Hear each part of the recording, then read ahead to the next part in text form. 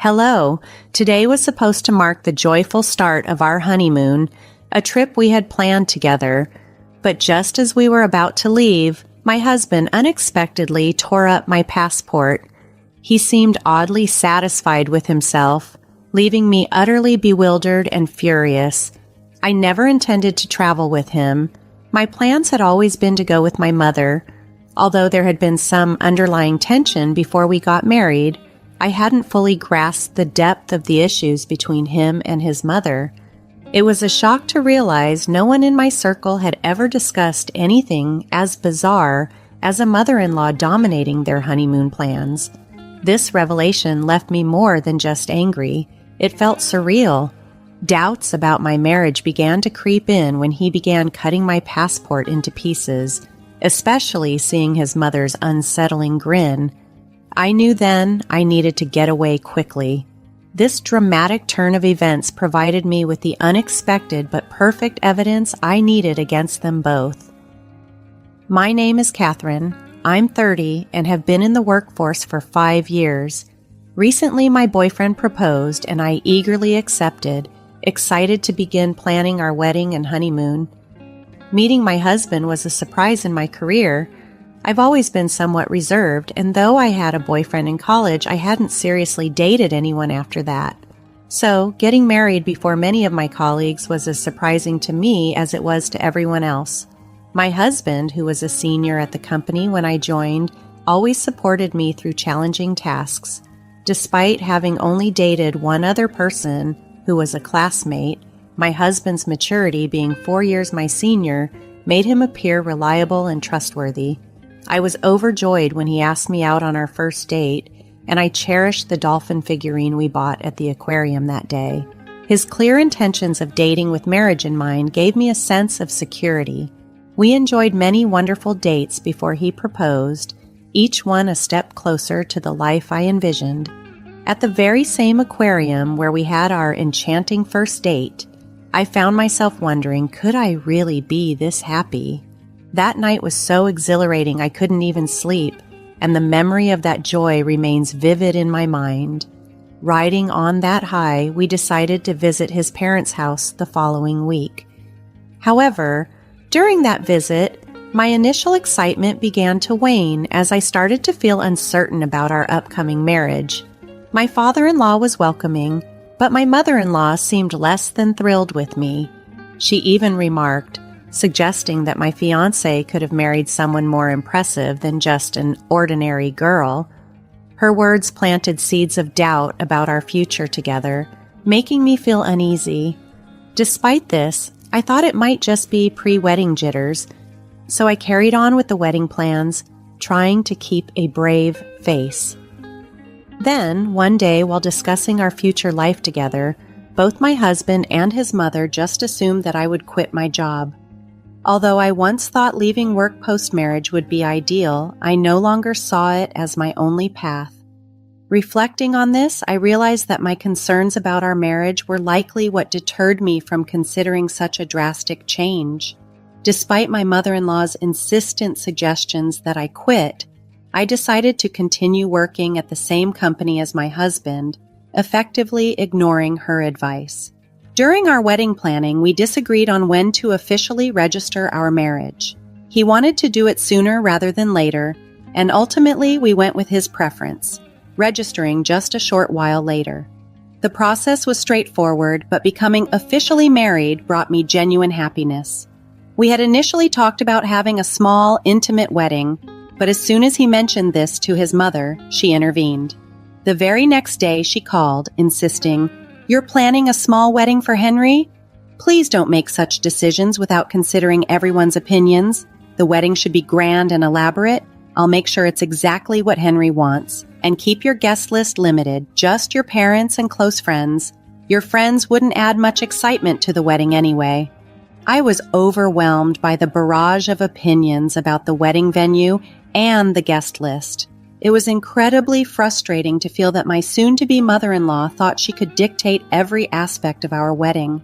Her overbearing attitude was becoming a significant strain, making the joyful process of wedding planning more of a battleground.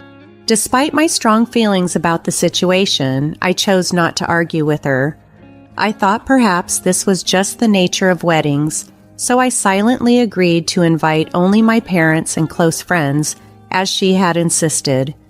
However, her meddling didn't end with the guest list.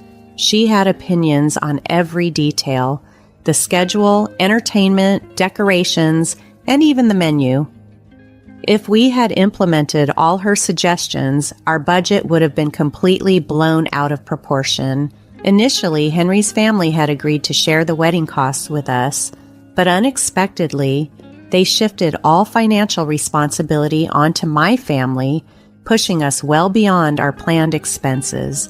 I found myself covering all the additional costs for the extravagant touches she demanded, transforming my dream of a simple ceremony into an ostentatious affair.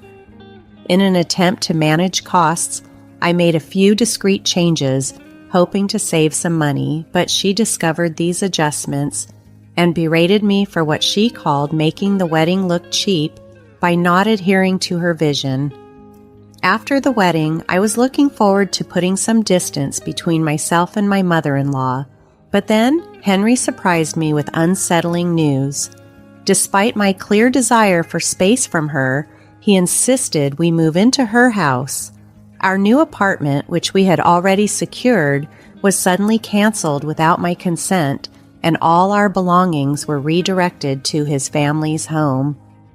I was left speechless and shocked by these unilateral decisions. Throughout the wedding planning, I managed everything alone.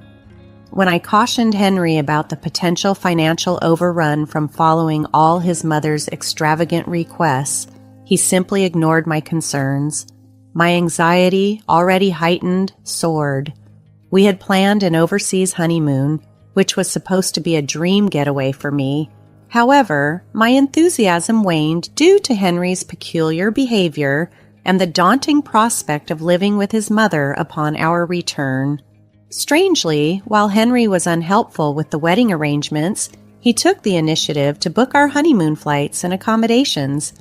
I had hoped he had chosen a romantic destination, and despite having to pay for it all myself, I was relieved he was contributing in some way, especially with all the prior excitement and stress.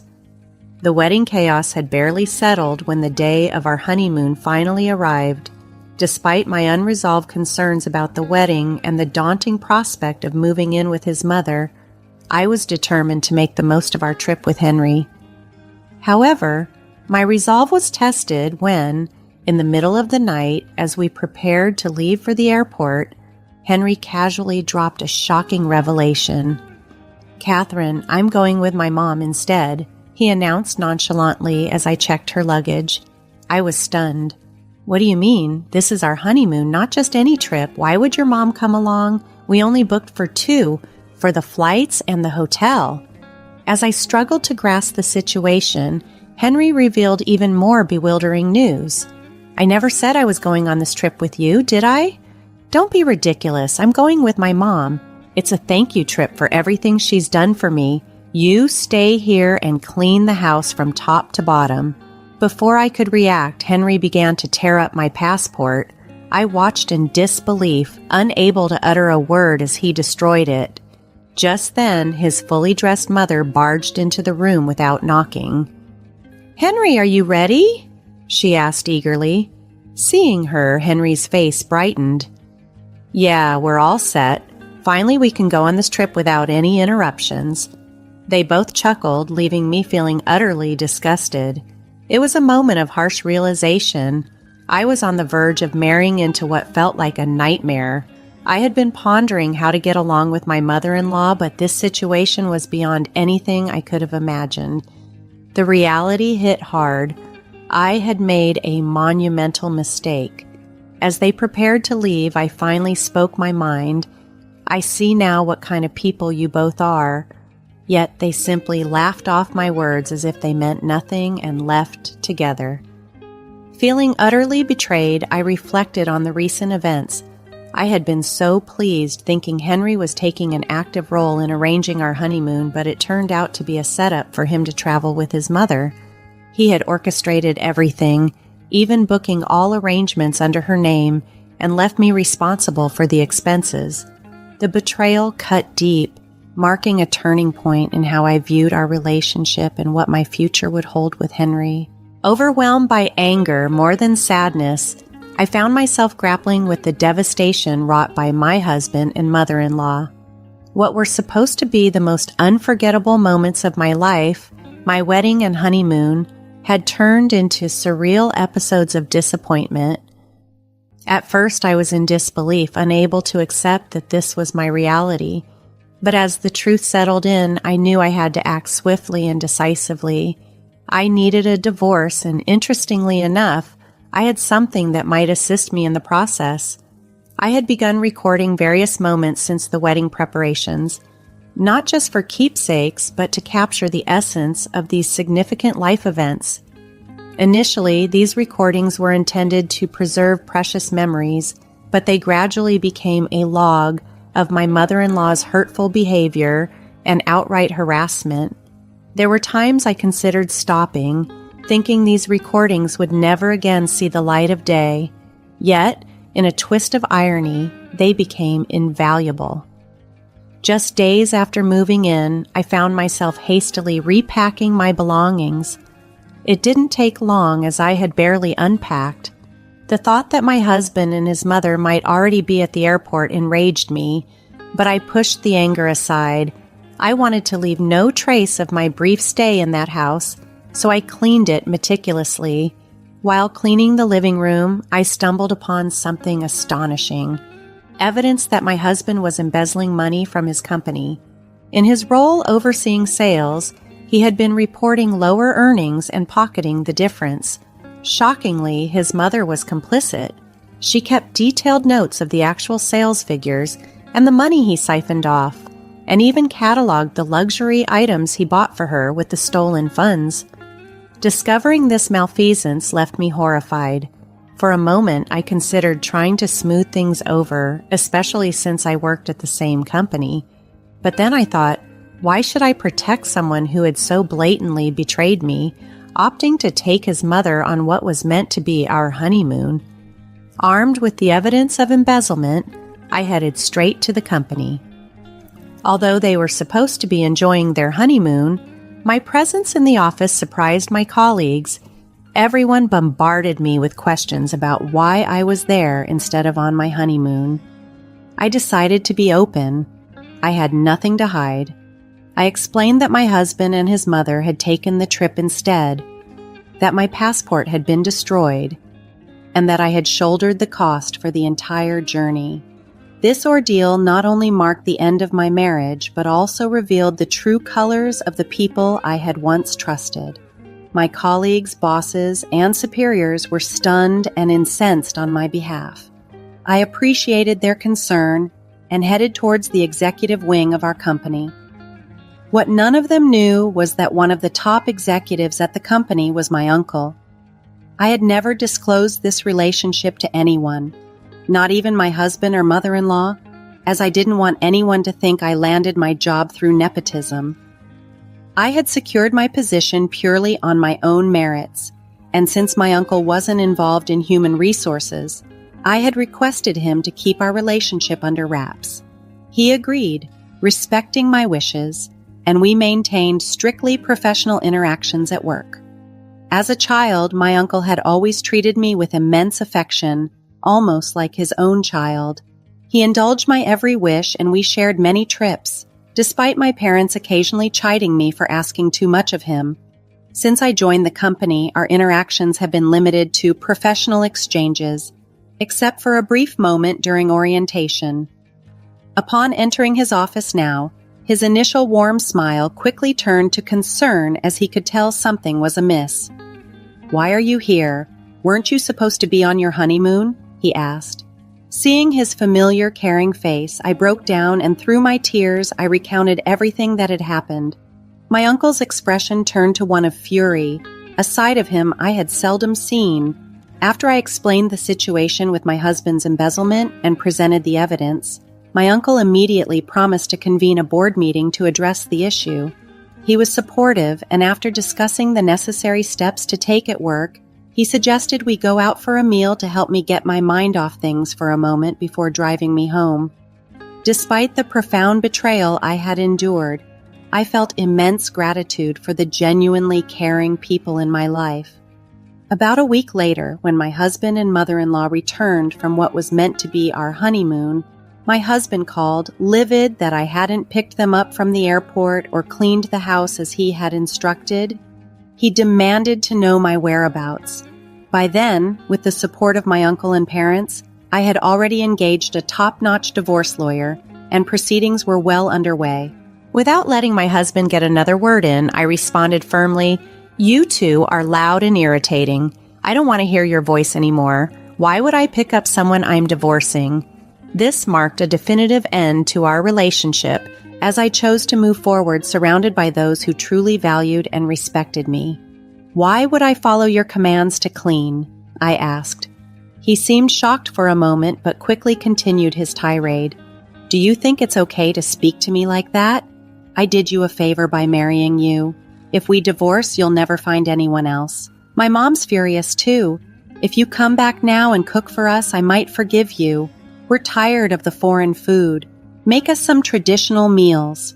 His words were stunning, especially after his deceit and choosing to travel with his mother instead of me.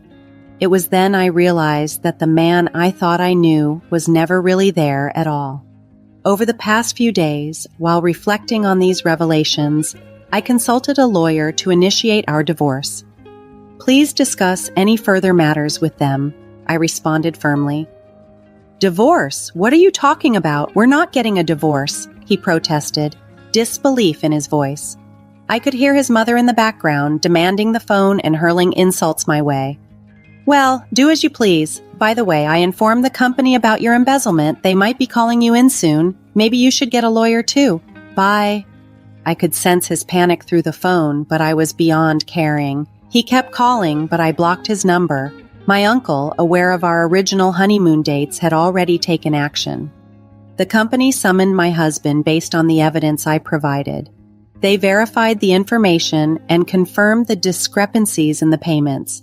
The amount he embezzled was significant. In front of the company's executives, my husband frantically tried to defend himself, even attempting to pin the embezzlement on me. That's when my uncle intervened, declaring, "My niece would never do such a thing. We've confirmed that you and your mother are responsible. You're lucky we haven't involved the police yet." Realizing his plans were falling apart and that I had connections in senior management, he looked utterly defeated. That day, I went to the company to return the wedding gifts to my colleagues. Despite the marriage ending so abruptly, they all refused to take them back, insisting they were given heartfelt blessings. Amid this support, my husband approached me, looking desperate. "Why didn't you tell me about your family connection? I'm sorry, truly. Can we start over? Can you ask your uncle to let me stay at the company and make the embezzlement charges go away?" Disgusted, I replied, "Do you even hear yourself? Are you serious? Divorce is the only way forward now. Reflect on your actions and face the consequences." After pushing him away, my colleague stepped in and called security, who removed him from the premises. He was immediately fired. As for the embezzlement, the company decided to pursue damages against him. When my mother-in-law tried to contact my family repeatedly, my father-in-law, after consulting with me, put an end to her attempts. I had always wondered why my father-in-law had seemed resigned about our marriage.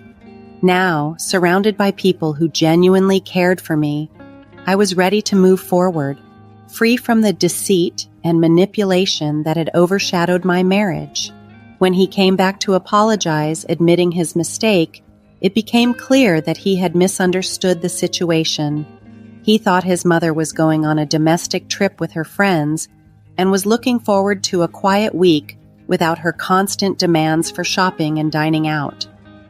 When I got home after seeing the ridiculous things my husband and mother-in-law had done, my father-in-law supported my decision to return to my parents' home. He helped me pack, and with heavy hearts and few words, I left for my family's house. My father-in-law, who was genuinely kind and rational, would have stopped everything if he had known the full story. He was the only person in that house I felt I could trust. Feeling like a victim and embarrassed that my honeymoon was overtaken by my mother-in-law, I even thought about quitting my job. However, my parents suggested I take a break from work instead.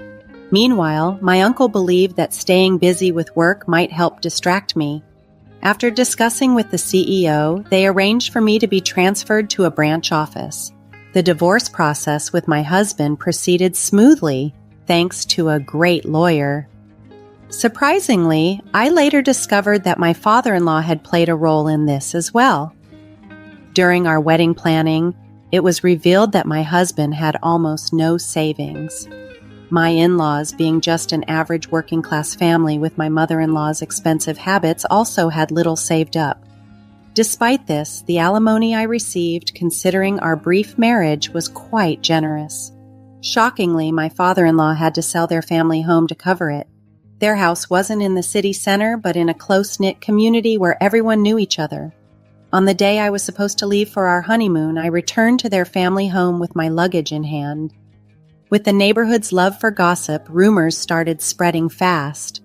Over time, these rumors grew so exaggerated that living in that area became unbearable. Initially, my mother-in-law, always concerned about appearances, had approved of our marriage, but everything had dramatically changed.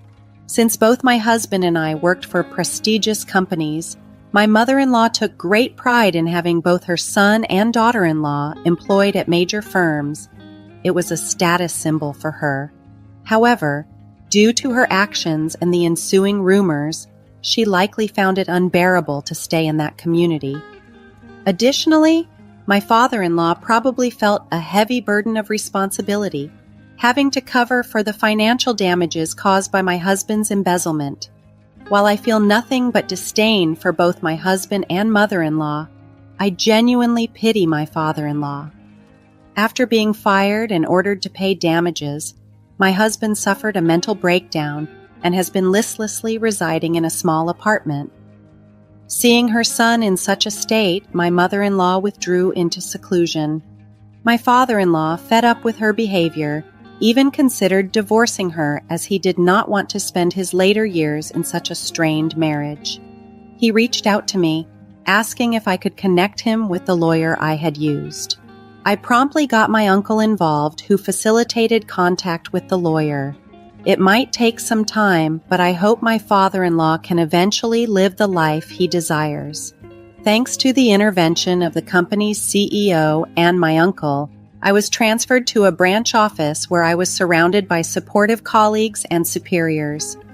I am immensely grateful to my uncle, who has been a pillar of support throughout this ordeal. The only regret I have is missing out on the country we had planned to visit for our honeymoon. Once things settle down, I hope to take a much-needed, relaxed trip abroad, making up for the lost opportunity.